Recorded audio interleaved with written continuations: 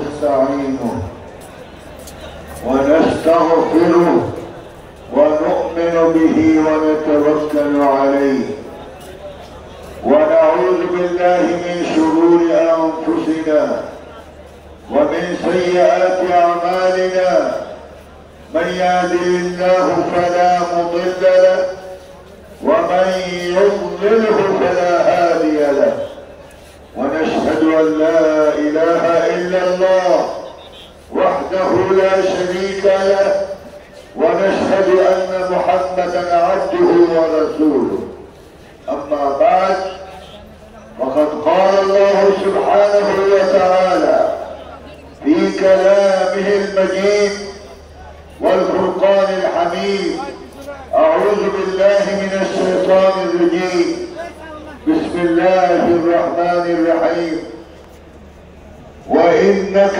لعلى خلق عظيم وقال تعالى في آية أخرى بسم الله الرحمن الرحيم لقد كان لكم في رسول الله أسوة حسنة صدق الله العظيم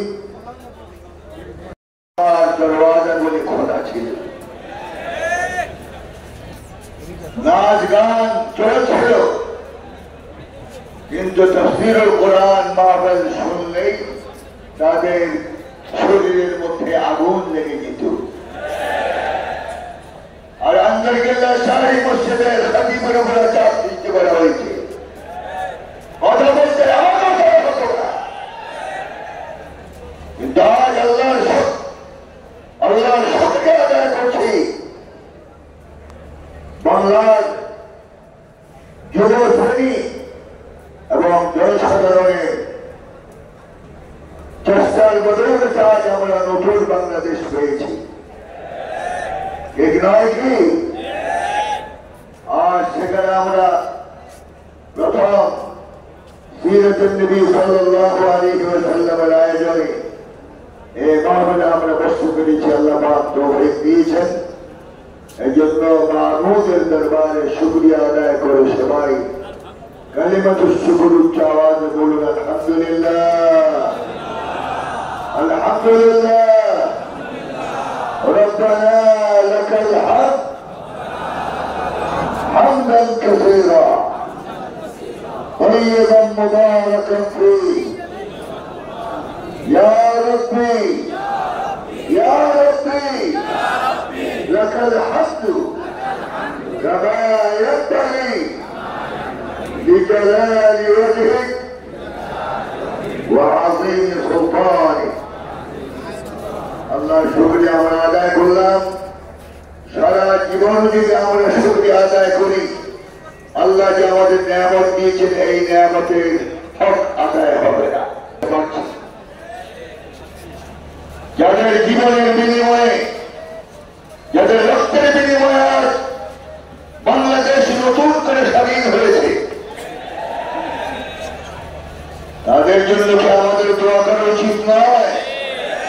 আমরা দোয়া করি মাহফিল থেকে আল্লাহ পাক এই যুবকদেরকে আল্লাহ পাক রব্বুল আলামিনের শাহাদাতের মর্যাদা দান করে।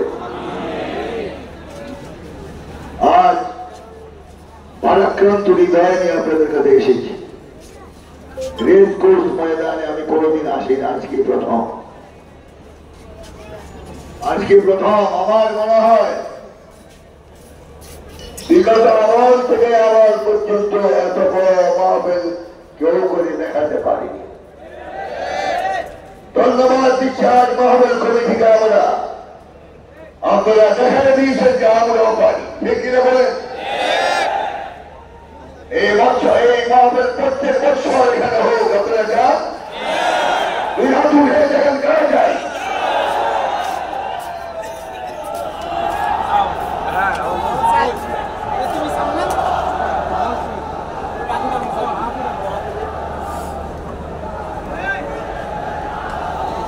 আমরা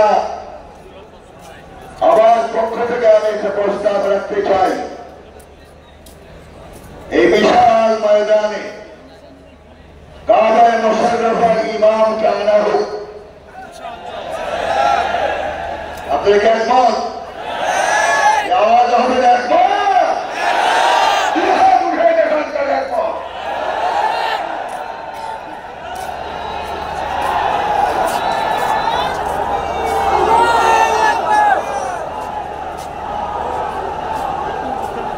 তাহলে এই ময়দান পরিপূর্ণতা লাভ করবে, এই ময়দান মর্যাদাশীল হবে। কাবায় মুশাররফার ইমাম যদি আসে, ঠিক না বলেন? আমরা চাই উনি এখানে আসুক, আমরা চেষ্টা করবো ইনশাআল্লাহ ওনাকে বাংলার জমিন আনার জন্য। রাজ আমরা নির্ভয়ে কথা বলতে পারছি, নির্ভয়ে কথা বলতে পারছি। সত্য বৎসর কথা বলা যায়, এটাকে সৃষ্টি করা হতো আমাদের উপর। এবং আমাদের বলবেন ওটা বলবেন, এটা বলবেন ওটা বলবেন, বলা হয় ওনাদের কি দিক নির্দেশনায় আমাদেরকে আওয়াজ করতে হবে, কথা বলতে হবে। যারা 17 বছর বাধা সৃষ্টি করেছ তারা এখন কোথায় আল্লাহ জানে, কিন্তু যাদেরকে বাধা দিয়েছে ওই বাধারে কথা বলে, এদেরকে বাধা দেওয়ার কোন ক্ষমতা তোমাদের হবে না।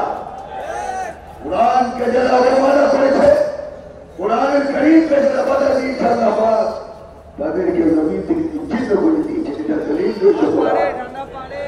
وقال الذين كفروا لا تسمعوا لهذا القرآن والغوا فيه لعلكم تغلبون। আবু জাহেল সহ্য করতে পারে না কোরআনের আওয়াজ, এই জন্য অর্ডিন্যান্স জারি করেছিল। মোহাম্মদ যখন রাত্রিবেলায় কোরআন পড়ে সেখানে কেউ যাবে না। আর যারা যায় গোলযোগ সৃষ্টি করো, মাথা ভেঙে দাও, পা ভেঙে দাও, হতে পারে তোমরা জয়ী হবে। আবু জাহেল জয়ী হয়েছে, উত্তর দেন আবু জাহেল জয়ী হয়েছে। জয়ী হয়েছে কে? মুহাম্মদ রাসূলুল্লাহ সাল্লাল্লাহু আলাইহি ওয়াসাল্লাম। সেই দিন থেকে আজ পর্যন্ত কোরআনের বিরোধিতা যারা করে, আবু জাহেল নাই কিন্তু তার যোগ্য সন্তান এখনো জমিনে আছে। এদের বিচার বাংলার জমিনে হওয়া উচিত, কিন্তু এগুলি নমুনা আজ পর্যন্ত কেউ আন্দরকিল্লা দেখে নেই। আলহামদুলিল্লাহ বল। এই আন্দরকিল্লা শাহী মসজিদ এর বয়স হল প্রায় 550 বছর আগে। আর এই মসজিদে খুতবা দিচ্ছে শত শত বছর পর্যন্ত রাসূলের খানদান। আলহামদুলিল্লাহ। কিন্তু সেখানে জীবনে কোনদিন এরকম বেয়াদবি লক্ষ্য করা যায়।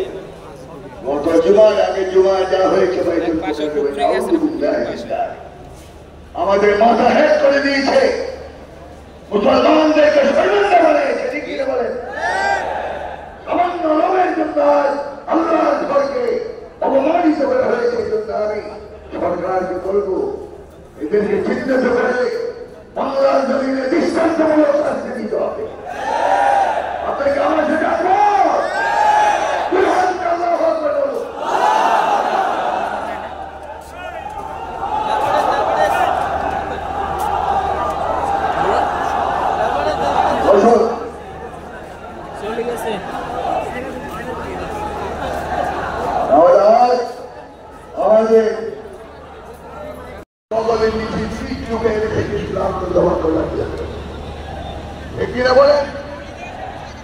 আজ এই সমস্ত চোরদের অনুসরণ করা যাবে না।